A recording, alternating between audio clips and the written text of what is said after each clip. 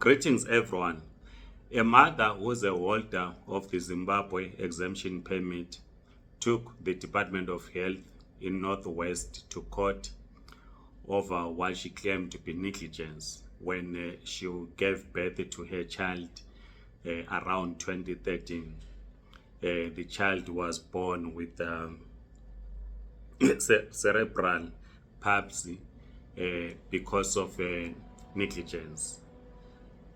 So the mother then went to court to demand or to ask the court to compel the Department of Health to compensate her and the child because of the disability of the child, which was caused by the negligence. She's a holder of the Zimbabwe exemption permit. According to court papers, she has applied for a waiver and is waiting for an outcome. This is a landmark judgment. A holder of Zimbabwe exemption permit winning in the High Court against the Northwest Department of Health.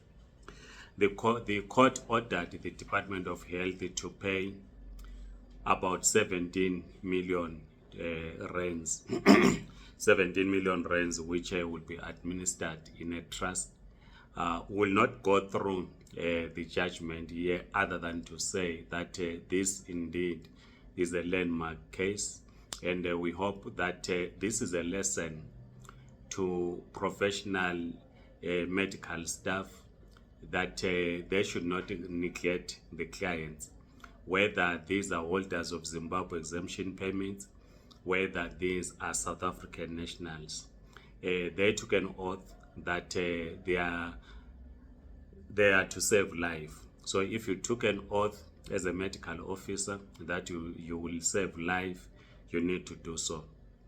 So we hope that others will not do the same. We know that there are other holders of ZEP who have challenges in hospitals, and we hope that this becomes a lesson to the medical staff in various hospitals across the country. The other thing that we are discussing in this video, some workers, holders of the Zimbabwe exemption permits, are under pressure from their employers. The employers are asking them to produce permits or visas. A worker cannot produce a visa because this is the job of the Department of Home Affairs. These employers, they are saying that the Directive 4 of 2023 as issued by the Department of Home Affairs or by the Minister is not enough. Some insist that they need a letter from the Department of Labor which says they should continue to keep the worker at the workplace. And the worker cannot obtain such a letter from the Department of Labor because that is enough. The Directive 4 of 2023 is enough because it explains in clear terms that while the sticker in the permit says it expired in 2021, but it clearly states in simple terms or in clear terms that it is valid because the directive is from the Department of Home Affairs. So if your employer does not agree and insist on you producing a visa, which you cannot do because you applied for a waiver, it is the Department of Home Affairs that issues waivers. Once a waiver is issued, it is the Department of Home Affairs that issues permits or visas. So it should not be placed, the blame should not be placed on the worker. So the employer should accept Directive 4 of 2023, which clearly says that if someone has applied for a waiver, as a receipt that acts as an extension until 29 November 2025. If you are in such a situation, you need to take your employer to CCMA or the labor court because it is clearly explained, because there is nothing you can do. Some have been given days to say, we give you 2 days off so that you can go and sort out your permit issues. You cannot, because it is the Department of Home Affairs that issues such.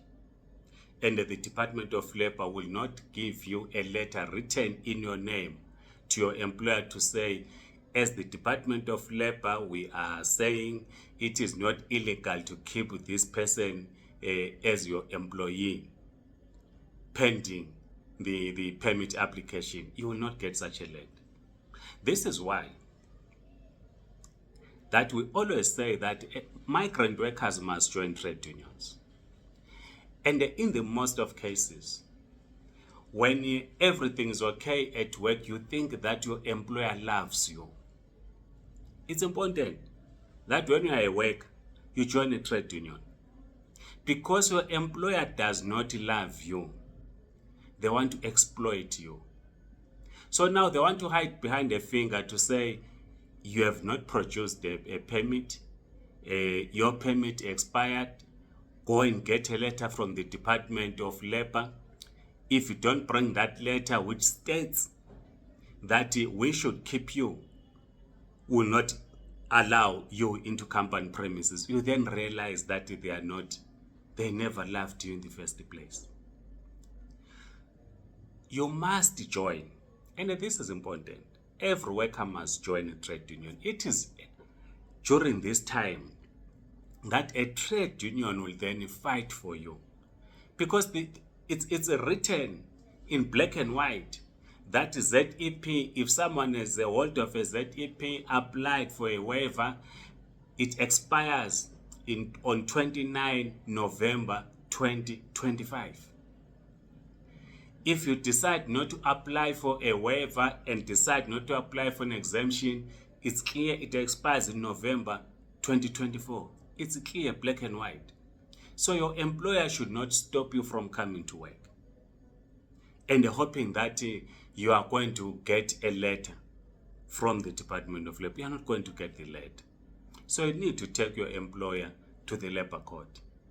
It is your right to do so that you compel them to keep you at the workplace.